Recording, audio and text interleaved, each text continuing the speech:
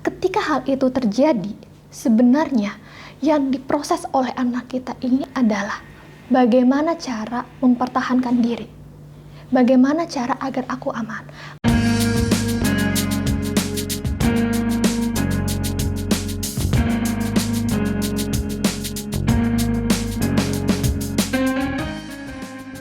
Gimana ya cara menegur anak di depan umum yang baik gitu? Oke.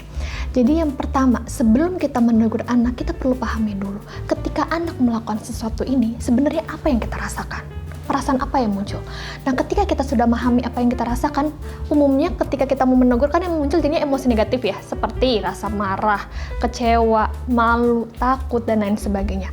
Nah, ketika kita memahami itu, kita perlu untuk meregulasi dulu emosi kita, gitu ya. Ketika kita sudah meregulasi emosi kita, baru nih kita bisa panggil anak kita. Gitu.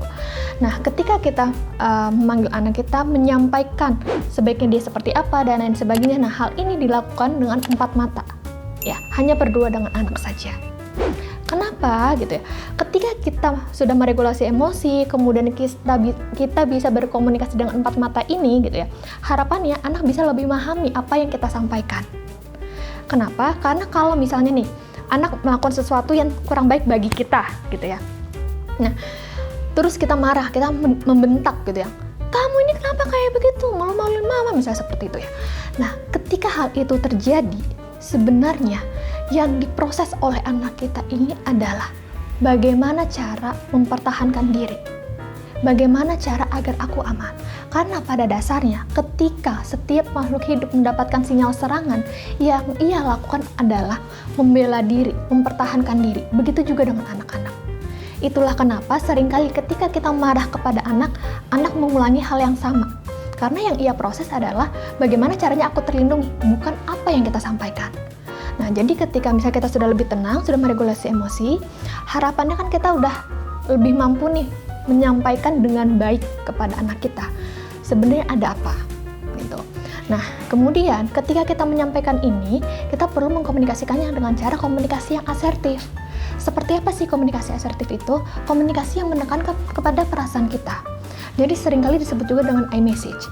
Nah, di komunikasi asertif ini ada formulanya. Yang pertama kita sampaikan dulu nih apa yang kita rasakan. Kemudian apa yang membuat perasaan kita itu muncul dan harapan kita secara konkret itu seperti apa. Misalnya, kayak anak lagi di mall terus lari-larian seperti itu ya. Kita sampaikan yang mama khawatir kalau kamu lari-larian kamu jatuh. Harapan mama kamu kalau jalan pelan-pelan. Nah, kita sampaikan secara konkret, bukan yang mama khawatir kamu lari-larian, harapan mama kamu jangan kayak gitu lagi. Nah, kayak gitu laginya gimana? Itu kan abstrak banget, sedangkan tadi di awal aku sampaikan bahwa anak belum bisa berpikir secara abstrak seperti itu. Jadi berikanlah contoh secara konkret, harapan kita yang konkret itu seperti apa.